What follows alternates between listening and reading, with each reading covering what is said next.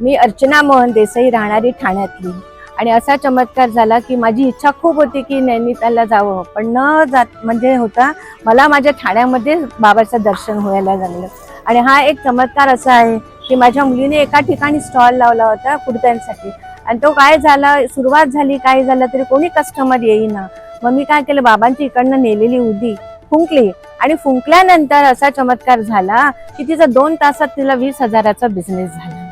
आणि तो आनंद एवढा झाला की मी माझ्या डोळ्यांना अश्रूच यायला लागले. आणि मी म्हटलं, बाबा हा काय चमत्कार आहे.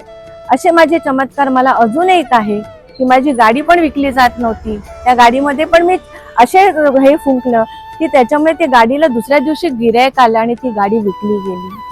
आणि माझ्या मिस्टरांच्या बाबतीत पण माझं सांगायचं म्हटलं, ते वारले ते, पण त्यांचं आधार कार्ड एका ठिकाणी पडलं, आणि तो आधार कार्ड मला ज्या दिवशी ते गेल्या त्याच्यानंतर 2-3 आठवड्याने एक माणूस घेऊन आला.